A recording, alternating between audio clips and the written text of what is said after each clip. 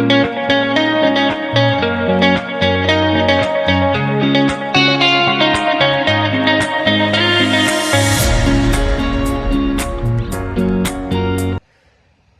everyone, welcome back to another edition of the Ranching Side. Thanks to those of you that watched our first video. Had some pretty good views, some great shares, great comments and interaction, so appreciate those of you that did that. Don't forget to hit that subscribe button. I didn't mention that in the last video. Some of you did that so that you can get those updates when new videos are coming out. And again, please drop comments, questions, things you want to know more about, either on the Facebook links or here on this YouTube channel, and so we can have some discussion. I know there's things I'm not answering that people might be curious about, so feel free to share that. Out here in the irrigated field today, that's the topic I wanted to discuss in this video for the most part. Our irrigation system, how our water works, how I do it here. There's more that I could be doing than I am, but infrastructure wise it's not possible, and I'll cover that and where we want to go, where I'm hoping this gets in terms of the infrastructure. But how our system operates, it's pretty old school. There's no sprinklers, there's no pumps, there's nothing like that. Everything is gravity flow and open ditches and pipes. It's much now the same way it was even back to the 30s and the 20s. Nothing has changed. Our ditch system was developed in the 1800s to supply water to the mines. Then for a long time it was owned, and so the system, but where we get the water from, was owned by PG&E. Now Utica. I'll get into some more detail on that and how our system operates. The other thing we'll dip into a little bit in this video. I know I mentioned the last one that we'd have next video when calving starts. And then I thought, well, I'll do irrigation because that's gonna happen first. And then last night the first calf dropped, so we'll sneak in a little bit of video on the new calf. Gonna go out and put an ear tag in it. Excuse me. I'll talk briefly about that. I want to cover calving a little more in a full video, and I don't want to make this one too long, so that'll come up later. But we'll get a first glimpse at this new calf dropped last night. See how it's doing. See how mom's doing. Look at water a little bit. And then go from there. I recently bought a drone for this week, so try to get some aerial shots in as well. I'm not the greatest pilot, and it's not the greatest drone, but it was cheap, and if it crashes, it doesn't get damaged too bad, and I'm not out a bunch of money. So anyway, irrigation, that's gonna be the big topic today. Water, the new gold rush, and if you have questions, comments, again, throw those in the chat. Let me know. Tell me how I can make this better. Okay, let's get started. I think I found a little bit of shade here under one of our big oak trees to talk about our water system. It's a little warm today, gonna be around 100 degrees. Starting to get a little bit of a breeze, so I'm gonna try to protect the microphone from that wind. You know, I don't have one of those fancy clip-on ones.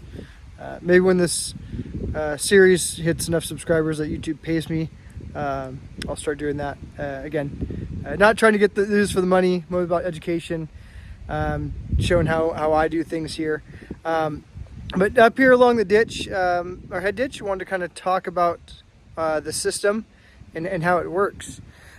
So our ditch system starts about 5 miles, ditch miles from here. It's an 8-mile long system roughly from start to finish. And where it starts, for those of you that are familiar with Angels Camp, it starts up off Murphy's Grade Road. For those of you that aren't, I'll try to put in a little map right here to show you. But anyway, it starts up where Angels Camp has their water treatment plant. We divert water from there. So we purchase, as an association, we purchase water from Utica Water and Power Authority, who purchased the water rights from PG&E for water all the way up off the Stanislaus River, above Arnold, Dorrington area. Anyway, and then that water comes down through around Arnold and the Flume, Hunter's Dam. For those of you around the Avery area that are familiar with that, that goes through Hunter's Dam on down. I'll put a link in the description to a presentation that Utica has done on the history of their water system, so you can see how it gets down to Angels Camp. It's a really fascinating video, highly recommend it. some of the oldest water rights in the state of California. So a really fascinating watch on that one. Much better quality video than this. But you'll see how it gets to there. So from the water treatment plant and from the after bay there at Angels Camp, the water goes into an open ditch system. And that system is much the same as it was 150 years ago. These systems were put in to provide water to mines for the various mining operations that were going on around Calaveras County in the gold rush days. And it free flows. So along the ditch, there's a group of us ranchers that pull water from that system. And in total, there's really eight different ranches on that system that together formed an association. So the association as a whole buys the water from Utica Water and Power Authority. Then each individual rancher buys the water from the association to operate their systems. Water's purchased by day, the way our system works. So you can buy 1 day or 2 days. One guy even has 3 days of water. It's a 24-hour day. Okay, and in that 24-hour day, you get 4 acre feet. So this ditch moves approximately 2 cubic feet per second of water down the system, and it just meanders along. It's all gravity flow. So this is a good example of where it comes onto my system and comes around the pond. It originally crosses over onto our ranch about 100 yards so past the end of that irrigated field over there, that little patch, and winds along. And then it ends up at the old Arola Ranch, my great uncle Bob's ranch, down just before Cosgrave Road, headed towards San Andreas. For those of you that are familiar with that area of the county, this is what it looks like all the way down. It's just about a 4 foot wide by a 1 foot channel of water that moves along. And then along that, there's diversions to the different operations. And those diversions looks a little bit different depending on how it's being diverted. I have one on the other side of the pond here that I will show you later on in the video. And they moves along. It takes a while for the water to get here if it starts all the way at the beginning of the system. If I were to take water out of the rotation that we use, from the head ditch down to here, it would take about 12 to 14 hours for it to actually get here. So we'd use a rotation, an 11-day rotation, and that way when I take the water, I'm only pulling it from the next ranch, which is, like I say, about 100 yards past that green spot. And then to get to right here where I'm standing, it takes 45 minutes or so. And then I can start running my water, and then tomorrow morning I'll open up my boxes and I'll send the water down to the next guy. And as the ditch meanders, it's about 1.5 miles or so to get to him. It takes about 3 hours to get from me down to him, and then he uses it, and then there's one more person after that, and then we start back over at the beginning.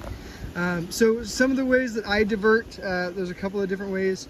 One is I have we call it a box here, a couple of cinder blocks and a board, and that dams up some water right there so that it can flow into this 10-inch pipe right there, and goes under the bank here, goes down into a pond and around my field, and I'll show you that part here in a second and where it goes over there. I also have some various little pipes and things along this part of the ditch that I'll show you, and that's how I do my diversion. Again, it's an open system, open top. It's free to the elements. So in the wintertime, this gets really plugged up with, you get plugged up with sediments, limbs and sticks, leaves, debris that can fall, trees that have fallen in the ditch. If the bank washes out in a bad winter, we've had that before. There's all kinds of things that can go wrong with this. We rode out here a little bit to one of our dry pastures, just on the other side of that irrigated pasture from the main house. And stashed in the blackberry bushes here's our new calf. Mama's back there hiding behind the brush. I'm gonna try to get in here, put an ear tag in this calf, see if it's a bull calf or a heifer calf, male or female. Get that recorded, and then I was gonna try to record this while I tagged it, but Mama's looking a little sketchy back there, so I think it's better to have both hands free if I need to run away. Get a tag in this calf, and then we'll talk again. Well, there we go. Calf number 1, ear tags in, and Mom didn't take me out. So I was going to cover this in another video, but just real quick now, why ear tag the calves. A lot of people have different reasons, and I'll cover some of that when we get to our main calving video here in a week or so. But the big thing is that I want to know which calf belongs to which cow. That's my main reason for it. So I will tag the calves when they're born with a numbered ear tag, usually in the right ear, and then I'll record in my phone the calf's tag number, the cow's tag number that it goes with, and then whether it's a bull calf or a heifer calf, so I know how many of each I have when it comes time to sell, or anything else I need to have that information for. But mainly, let's say I have a sick calf, I need to bring it into the corral and doctor it for a few days, and you keep a close eye on it. Something happens, with a cow, and I want to make sure that the cow and the calf go together. It's hard to pair them up sometimes. It's hard to, if you find a sick calf, it's hard to grab that calf and take it to the corral. The cow doesn't always want to follow. You have to go get her. So it's important for me to know which calf exactly goes with which cow, so I don't mess it up. Because if you get the wrong cow and the wrong calf, they won't nurse, and then the calf can die. If you have a cow in the corral with the wrong calf and her calf is out here in the field somewhere, then that calf's getting in trouble. So it's really important for me to know what goes with what. That's about the extent of it. I don't get into a lot of data at birth. I don't need to know that as a commercial herd.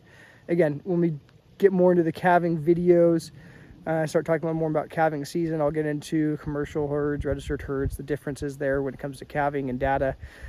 But try not to make this one too long, so we'll skip that. But anyway, calf number 1, it's a heifer, a female, pretty strong, healthy calf. Cow is 2035. I'll get into why the numbers are the numbers in another video as well.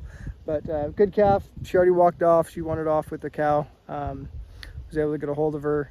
One of these days, if I have a more calm cow and I'm in the field somewhere where somebody can kind of see if something happens, I'll try to record, grabbing those calves and tagging them and all that kind of stuff, so you can see that.